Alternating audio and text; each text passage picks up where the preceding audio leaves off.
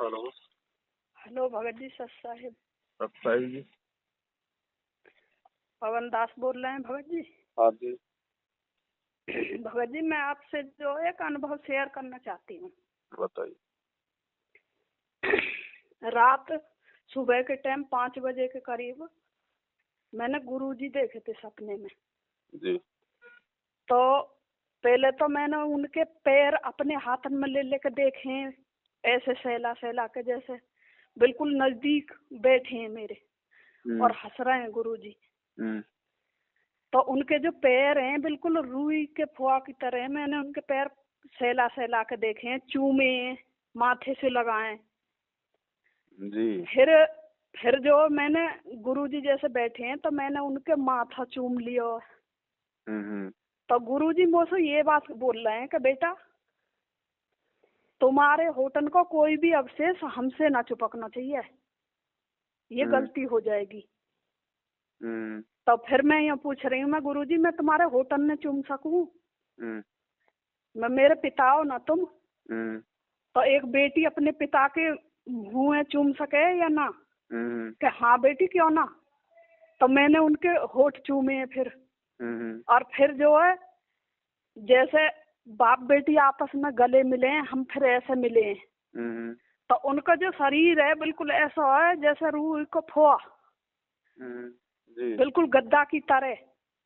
तो मैं यो कह रही हूँ मैं परमात्मा, मेरे पिता हो तुम, तो बेटी का इतना अधिकार तो है जी। तो वे यो कह रहे हैं हाँ बेटी क्यों ना, मैं तुम्हारा पिता हूँ, मैं तुम्हारा सबका पिता हूँ। जी। बस इतनी बात हुई है भगत जी। फिर गुरुजी पता न चले गए या मेरी आंख खुल गई। अब मैं ये पूछना चाह रही हूँ मन का ये मेरा भ्रम हो या सच्ची ये सपना हो? भरम क्यों होगा बहन जी, परमात्मा धरती पे प्रकट है। 27 साल से खुद कह रहे हैं, पिछले 7 साल से आप और हम चिल्ला रहे हैं। अब ये तो आपको और यकीन दिलाने के लिए कि भाई मैं ही परमात्मा हूँ, मैं ही अविनाशी कबीर हूँ, ये विश्वास दिलाने के लिए परमात्मा ने। और ये सौपन नहीं होते बहन जी। अगर गुरुदेव अगर रात को अगर आए हैं तो वो सौपन मत समझो उसे। वो हकीकत ही है बहन जी, सौपन तो एक बहाना है वो। हाँ, और एक दिन अभी 2 दिसंबर की बात है भगत जी। एक दिन पहले भी दिखे मुझे गुरुजी। तो गुरुजी जो जैसे आए तो मैंने उनसे जो मतलब बिगर बोले दंडवत प्रणाम करिए, लेकिन मैं अपने मन में ऐसे बोल रही हूँ मैं गुरुजी कोटि कोटि दंडवत प्रणाम, मतलब लंबा लेट कर दंडवत कर रही हूँ जब, तब मैं अपने मन में सोच रही हूँ ऐसे। तो गुरुजी मुंह से बोल कर कह रहे हैं कि बेटी कोटि कोटि आशीर्वाद। तो मैं ये सोच रही हूँ अरे यार गुरुजी ने तो मेरे मन की बात सुन ली। तो फिर अंतर्यामी उसी को तो कहते हैं, पूरी सृष्टि में एक ही तो है अंतर्यामी। हाँ, तो गुरुजी कहीं आए हुए हैं जैसे सत्संग में आने, तो फिर एक बाथरूम में गुरुजी बाथरूम की तरफ को गए तो वहाँ कुछ लड़का लड़की जो अश्लील हरकत कर रहे हैं, तो वो उनमें 2-2 चपाटे लगा कर कह रहे हैं कि यहाँ सत्संग स्थल है, चलो यहाँ से भागो, ऐसी हरकत यहाँ मत करो। तो फिर सत्संग कर रहे हैं गुरुजी, नीचे बैठ के कर रहे हैं, लेकिन जमीन पे कपड़ा बिछा हुआ है बहुत बीच में, और वहाँ कुछ भक्त भी बैठे हैं, कुछ अनुपदेशी भी लोग बैठे हैं वहाँ। तो मैं फिर गई हूँ, मैंने दोबारा कर दंडवत प्रणाम करिए गुरुजी से। तो गुरुजी मेरे सिर पे हाथ धर के यूँ कह रहे हैं कि मेरी बेटी 7 साल से बहुत परेशानी झेल रही है। उन्हें तो सब कुछ पता है हमारी परेशानी की।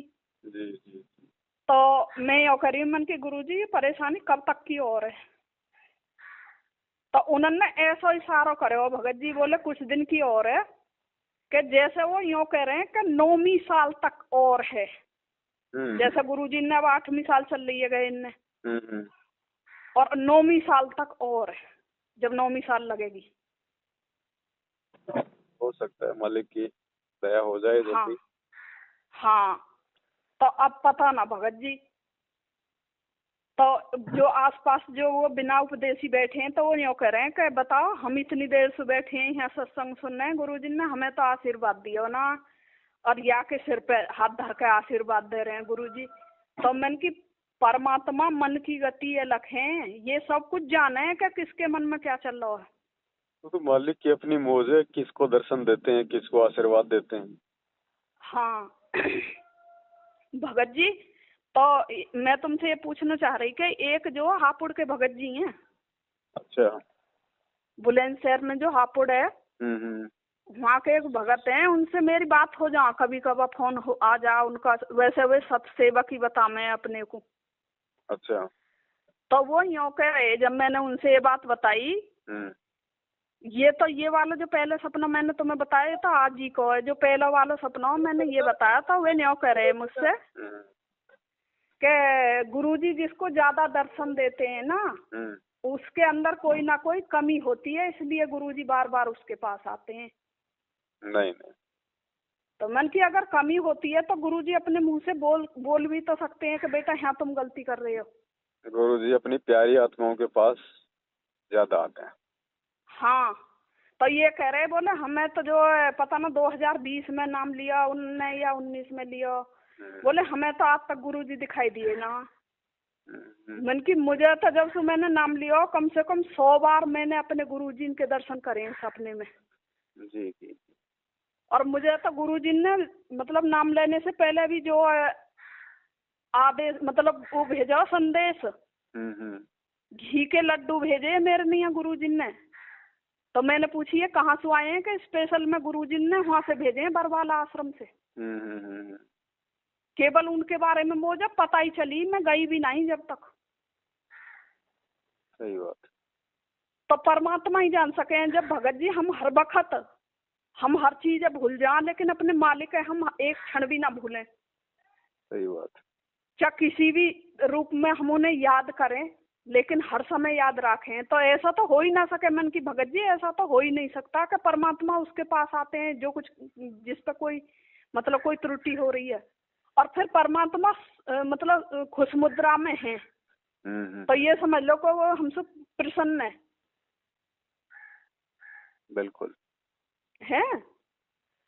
तो मैंने कहा तुम्हें इस बात का अनुभव कैसा हो जाएगा, तुम 1 साल के भगत हो। हालांकि 1 साल का भगत भी जो 10 साल वाले से आगे निकल जाए, अगर उसके मन की श्रद्धा अच्छी हो, मैं इस बात को तो नहीं कहती, फिर भी मैंने कहा परमात्मा जो अपनी प्यारी आत्मा के पास आते हैं बार बार।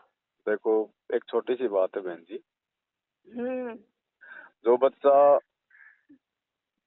साफ सुथरा होता है ना, अच्छे कपड़े पहन रखे होते हैं, नहाया धोया होता है, उसको बार बार गोद में लेने का, चूमने का जी करता है। बिल्कुल है ना। तो ऐसे ही जो परमात्मा की प्यारी आत्मा और मालिक ने जो भक्ति के जो गहने, जो श्रृंगार, जो 5 गुण 16 श्रृंगार जो बताए हैं ना, जो धीरे धीरे अपने ऊपर धारण करने का प्रयास करता है ना, उसको परमात्मा फिर जो है अधिक प्यार करते हैं।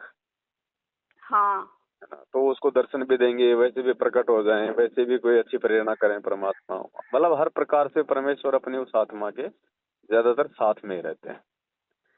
तो भगत जी मैं कोई भी ऐसी गलती नहीं करती जो परमात्मा रूठ जाए। अब मेरे घर में 3 बच्चे की शादी हुई है। एक मेरे देवर की लड़की की हुई है, जेठ के लड़का की हुई है, और मेरी एक बहन है बुलंदशहर में, उसके लड़का की हुई है। मैं किसी की भी शादी में न गई। मैंने कह दी मेरा परमात्मा का नाम मेरे लिए सबसे लिस्ट में ऊपर है। जो मेरे दिनचर्या, जो मेरे मतलब जो जीवन की दिनचर्या, उसमें सबसे ऊपर है मेरे परमात्मा का नाम।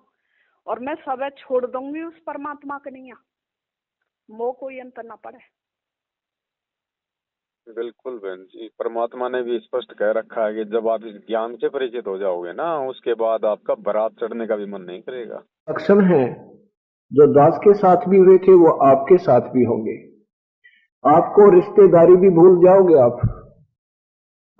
आपको कहीं पहले तो चाह चढ़ा करता, बारात में जाओगे, लड्डू खाओगे, गप वहां पर गप्पे मार खाओगे।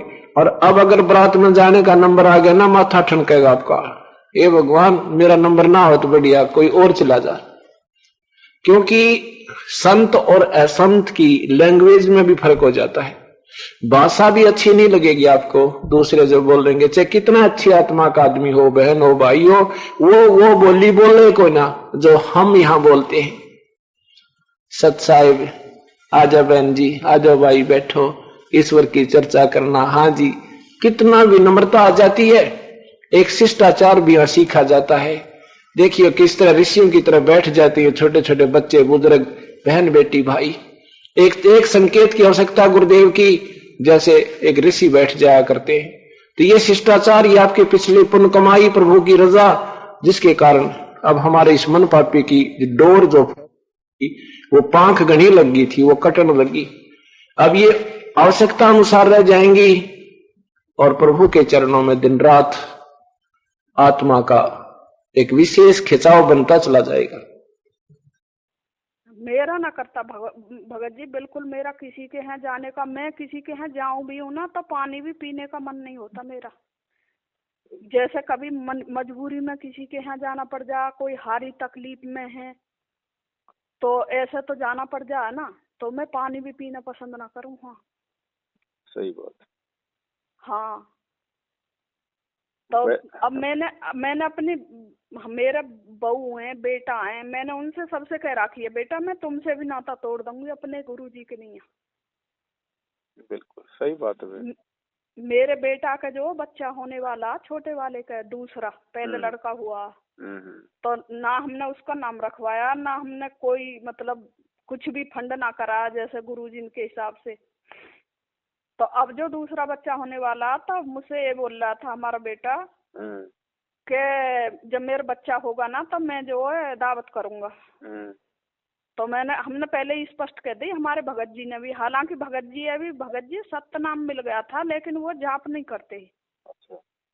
वैसे तो मर्यादा ना तोड़ी उन्होंने कुछ भी, पर जाप नहीं करते, वे ड्यूटी वाले आदमी हैं, वो जो है ना करते जाप। तो उन्होंने भी स्पष्ट कह दी कि बेटा चाहे तुझे बुरी लगे या भली लगे, हम तेरे या कार्यक्रम में शामिल ना हो, कभी तुझे फिर ऐसा लगे कि हमारे माँ बाप मुझे देख के जल रहे हैं। सही। तू जो कुछ भी करता रहिए। बिल्कुल। तो अब भगत जी बताओ भला, ऐसी आत्मा के नहीं है परमात्मा जो हमें कोई त्रुटि बताने आएंगे तो वो इशारा ना करेंगे। अब जैसे जो बता रही है एक भक्तमती, तुम बता रहे अपनी वीडियो में कि जो मैं 3 दिन से भूखा हूँ जी, तो परमात्मा स्वयं जो बोल देंगे अगर हमारी कोई गलती होगी कि बेटा यहाँ ऐसे गलती हो रही है तो मत करो। हाँ, इशारा करते हैं परमात्मा। हाँ, लेकिन इतने खुश मुद्रा में परमात्मा, और मैंने जो अचानक ही उनका माथा चूम लिया तो वे न्यों करें, बेटा तुम्हारे होठन के अवशेष जो हमसे नहीं लगने चाहिए, क्योंकि जो ये गलती हो जाएगी, गलती बन जाएगी। तो फिर मैंने ये कही है, मैं गुरुजी मैं तुम्हारे होठन में चूमना चाहूँ। तो वे न्यों करें, बेटा अगर तेरी इच्छा तो कोई बात ना। मालिक के क्या अवशेष लगेंगे, वो तो सऊद स्वरूपी है बहन जी। ये तो परमात्मा आपके अंदर के वो भाव और ज्ञान चेक कर रहे थे कि बेटी मुझे अपने जैसा हाड़मास का समझेगी जब तो पीछे हट जाएगी, और अगर मुझे शब्द रूप में समझेगी तो मेरे होठों के क्या अवशेष लगेंगे। हाँ, शब्द को क्या छुएगा। हाँ, तो ये परमात्मा आपके ज्ञान की जो है परीक्षा ले रहे थे। तो मैं ना तो पीछे हटी और फिर मैंने अपने परमात्मा के गले मिली जी, जैसे हम बहनें एक दूसरे के गले मिलती हैं ऐसे जी जी। तो मैंने अनुभव करा कि परमात्मा का रूही के जैसा शरीर है। वो तो है ही, इसमें तो कोई दो राय है ही नहीं बहन जी। अगर परमात्मा है तो परमात्मा तो 5 तत्व से दूर है ना। हाँ हाँ, मालिक तो शब्द स्वरूप ही है बहन जी। तेजपुंज कितने है परमात्मा की, कितने सबूत दे दिए। गरीबदास जी का उदाहरण दे दिया, 650 साल पहले का उदाहरण दे दिया। और दूसरा परमात्मा कहते हैं ना सतगुरु जननी जने जाके माना बाप। जो सतगुरु होगा वो फिर माँ से जन्म नहीं लेता। बिल्कुल। तो ये तो क्या है ना, परमात्मा ने अब आपका भाई कोई मालिक ने कोई संस्कार कोई और कोई अच्छा करना था, और दूसरा आप जी के माध्यम से वही परमात्मा ने बाकी आत्माओं को भी ये विश्वास दिलाना था कि भाई धरती पे परमात्मा है, नींद से जाग जाओ, अच्छे कर्म करो, जो बुरे कर्म कर रहे हैं जो हमारे भाई मैनेजमेंट वाले उनका साथ छोड़ो, परमात्मा की भक्ति पे ध्यान दो, 5 यज्ञ करो, आगे बढ़ो, नहीं तो रह जाओगे पीछे। यहाँ ना तो कोई भाई बचाएगा, ना बेटा बचाएगा, ना किसी का परिवार बचाएगा, ना कोई मैनेजमेंट बचाएगा। जो खुद ही बचने की स्थिति में नहीं होंगे, दूसरों को क्या बचाएंगे? बिल्कुल। तो बचाएगी परमात्मा की भक्ति और मर्यादा। और वो सब लोग तोड़ ताड़ के बैठे हैं, राजनीतियां करके, आरक्षणबाजी करके, गुंडों की सीबीआई जांच करके, कुपात्रों को ज्योति पाठदान का पैसा देके। तो परमात्मा आगाह करते हैं बहन जी, ऐसे सौपन जो आपको दिए हैं, ये खाली आपके लिए नहीं दिया परमात्मा ने कि भाई खाली आपके लिए ही है। अगर आपके लिए होता तो आप मुझसे बात नहीं करती, ये ऑडियो रिकॉर्ड नहीं होती, ये ऑडियो संगत में नहीं जाती। अब ये संगत में जाएगी तो बाकी आत्माओं को भी तो मन में पूरा विश्वास होगा ना कि भाई हाँ, धरती पे परमात्मा है, हम इस गफलत में ना जिए। अब भगत जी एक बात सोचो कि परमात्मा सब कुछ पता है कि 7 साल से हमारी बेटी कितना दुख झेल रही है, तब सिर्फ मैं ही उनकी बेटी ना झेल रही, पूरे भक्त झेल रहे हैं। भाई चलो भक्तों की तो छोड़ो, खुद परमात्मा भी तो दिखा रहा है संघर्ष करके। बिल्कुल। आप और हम तो क्या संघर्ष कर रहे हैं? अरे कम से कम आप और हम खुले आसमान के नीचे तो हैं।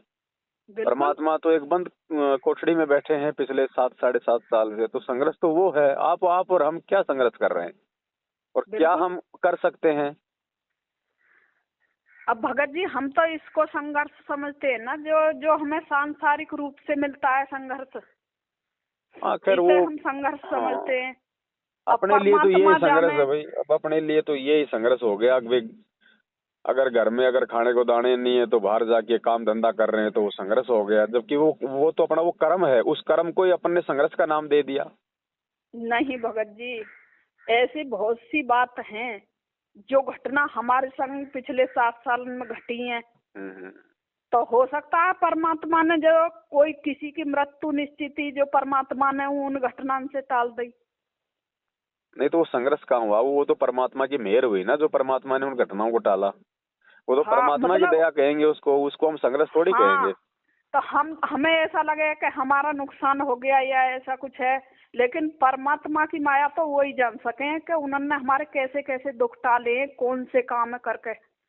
अब उसका तो नाम ही बहन जी दुख भंजन है। बस है बहन जी, मालिक कहते ना संकट मोचन। हाँ, संकट मोचन कष्ट हरण मंगल करण कबीर।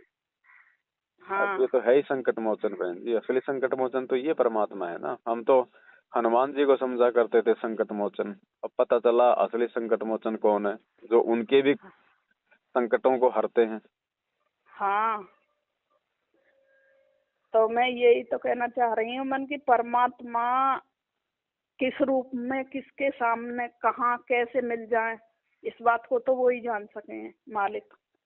चलो बहन जी, बढ़िया बात है, दया है परमात्मा की। आपका विश्वास परमात्मा ने और दृढ़ करना था, इसलिए मालिक ने आपको दर्शन दिए हैं। अच्छी बात है, सब पे मेहर बनी रहे परमात्मा की। बाकी इस मेहर को प्राप्त करने के लिए अपने जो कर्म है उनको ठीक करना पड़ेगा। संगत को अपने जो मर्यादा है उनको ठीक करना पड़ेगा भाई। परमात्मा से बारंबार अपने कुकर्मों की जो जाने अनजाने में होती रहती हैं उनकी समय याचना करनी पड़ेगी। और जानबूझ के ना हो इसका तो विशेष ध्यान रखना पड़ेगा। बिल्कुल। इतना ज्ञान देने के बाद भी अगर दृढ़ता हमारे अंदर अगर नहीं आएगी तो फिर कोई फायदा नहीं है भक्ति का। बिल्कुल, परमात्मा तो जो जन्म जन्मांतर से हमारे संग है, ये बात अलग है कि हम समझ ना पा रहे उन्हें। बिल्कुल।